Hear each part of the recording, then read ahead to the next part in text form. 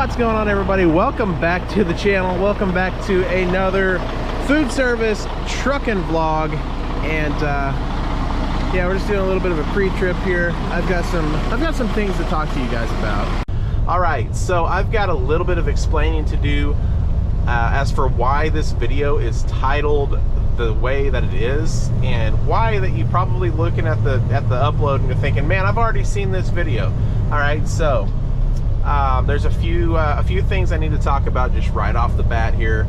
And number one, if you are new to my channel and you only see just a few videos that have hardly any views, and you're wondering why I almost have 500 subscribers, you know, or if you've been on the channel and you're trying to look for an old video and you realize it's not there anymore, there's a reason. I did not get in trouble. I will say that I did not get in trouble for making videos.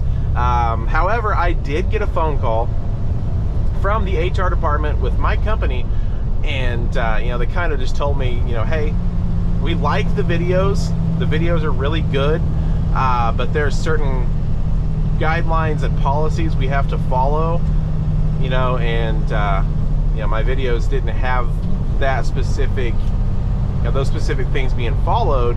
So either I had to take them down, or I have to edit them and take out certain things, you know, company logos, mentions of the company that I work for, you know, the design on the trucks, you know, pretty much, you know, that's what my company wants out of me as far as filming videos. You know, I'm good to still film videos and still film stuff for you guys.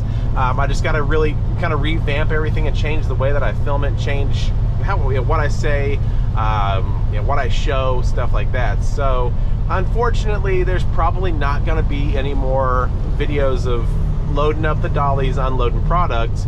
You know, maybe, I don't know how much of that exactly I could show, or what I could do. Maybe I could use some blur, you know, and get certain things cut out.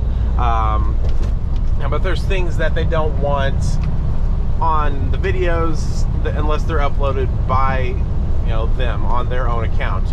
Just, I guess, so, you know, stuff could happen, you know, in the comments or something. I don't exactly 100% understand, but all I do know is that I'm just trying to follow what I was, you know, what I was asked in order to keep making videos, because I enjoy making these videos, and I don't want to have to stop doing it just because, you know, just because I can't figure out other ways to do it. But yeah, that's pretty much what's going on. So on my YouTube channel, I've got everything turned off to where nobody could see it, and I'm gonna have to start working on trying to see if I can edit some of those videos and salvage some of that content and bring it back in ways that I can actually show the video, and everything will be good and everything will be okay. So yeah, today we are talking about, is food service the right industry for you to go in as a brand new CDL driver? And yeah, that's what I did when I got my CDL. I got my CDL back in February of this year. So I went through a trucking school, paid for it myself, went through the school, you know, got the CDL and all that. The new mandate requires pretty much everybody to go through a truck driving school in order to get the necessary training that, you know, the DOT wants you to have. Yeah, got my CDL back in February. I wanted to start by getting into LTL, and if you guys don't know what LTL is, there's certain different types of trucking. There's OTR, which is over the road, and that's where you're, you know, in a sleeper cab semi-truck. My semi-truck right now that I'm in does not have a sleeper cab. It's a day cab, no sleeper. So OTR is over the road in a sleeper cab semi-truck, and you're driving pretty much across the country. You know, you're gone for, you know, it could be weeks, could be months at a time. Depends on where you go. Now, there are companies out there that do have, you know, dedicated regional accounts that you probably get you home, you know, a couple times a week, maybe for your 34-hour reset. You get back home, you know, spend the weekend, spend your, you know, a couple of days at home and do that. And of course, there's other companies out there that you drive a sleeper cab truck, but you're still home every night, or you have 1 or 2 layovers. My current job right now, I do have, you know, 1 to 2 layovers a week, so that's where I'm staying, and they put you up in a hotel, and you stay in a hotel for your 10-hour break, and then you continue on, you know, later. That's what I did last night, and I'm actually just driving back home right now. So yeah, there's that. There's LTL, which is less than truckload, which is like Saia, FedEx, Ground, Estes, those kind of companies that you see driving around. And what they do is they kind of take freight from their docks that get moved from different cities. I would say from Dallas to Springfield, and then they get put on a truck from Springfield, get delivered to where that needs to go, using an LTL truck rather than using an over-the-road truck. Usually gets it there quicker. There's just all certain sorts of different ways you could kind of explain it. But then you've got food service, which is what I'm in, food service. And if you don't know what food service is, if this is your first time, then basically we're driving tractor trailers. We've got a refrigerated trailer. They've got doors on the sides. I'll try to put a picture up here. They've got doors on the sides where you can access your product. And what they are is they're loaded up with food, ingredients, that you take to restaurants, deliver to restaurants, and we deliver their product that enables them to run their business, enables them to cook their food, to serve their customers that food, to run their business and to operate. And that's what food service is.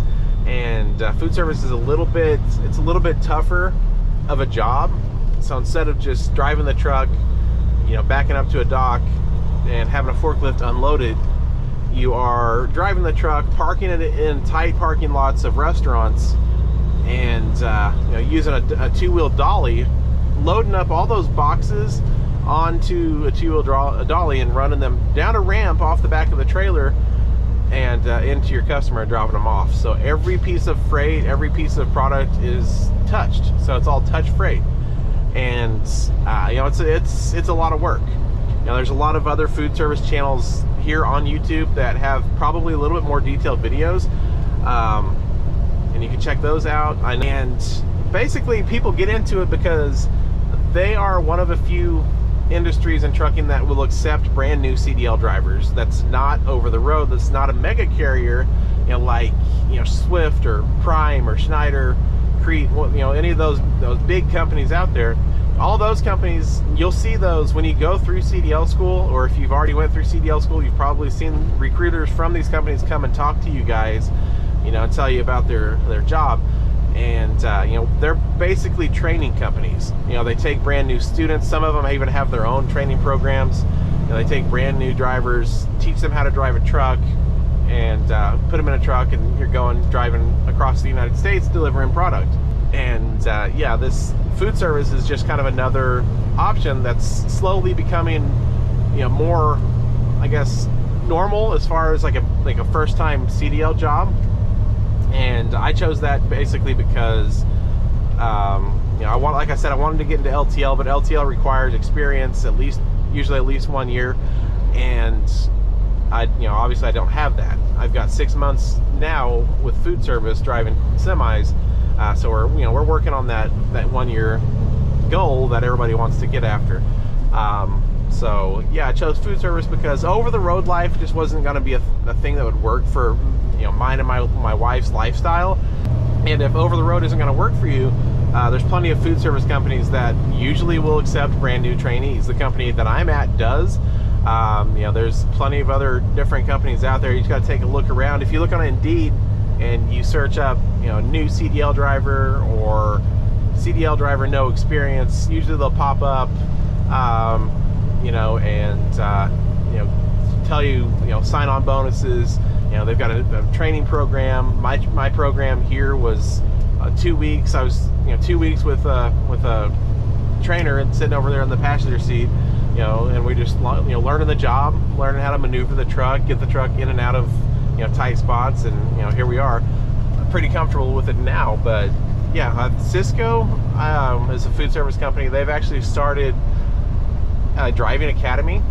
They've got their own little driving school that they're trying to start up, and then just like a mega carrier, you have to sign a contract with them to work with them for a certain amount of time in order to kind of pay off that training that they provided for you, to get your CDL. So all sorts of options out there, and there's always drivers needed pretty much everywhere.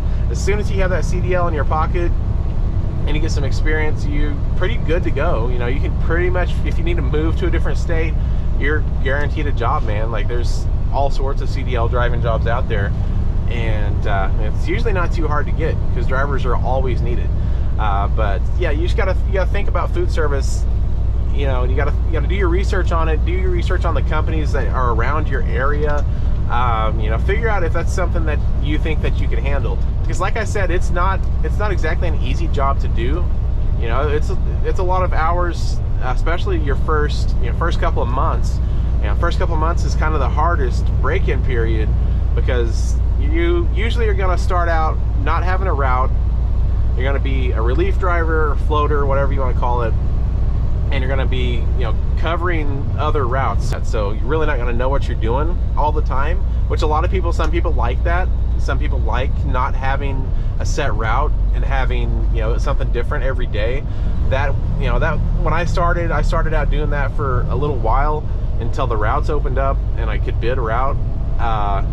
And I could definitely tell you that being the relief driver in food service was not for me, man. Like, you know, you're sitting around, you think you've got a day off, you know, the next day because you haven't gotten any route information, and now come 8 o'clock that night, you get a phone call, hey, so-and-so took off, we need to have you cover this route that leaves at 3 a.m. Well, it's 8 o'clock at night, and you're not going to get much rest because you need to get up, you know, at 2 to get there and leave at 3 o'clock. So you pretty much always just kind of have to go to bed and be ready, and always it's like being on call. You got to be on call, you know. But here I am. We've got a bid route. I go to Nebraska, Iowa, you know, first part of the week. The last part of the week I go to Arkansas, and I do that every single week. And you know, sometimes it does get boring driving the same roads, but at the same time, I know when I'm leaving, you know, every day. I know what I'm going to be doing every day, where I'm going to be going every day. And to me, that's just better to know that than it is to not know that. And that's just how it is for me. So you got to make sure you know all that stuff.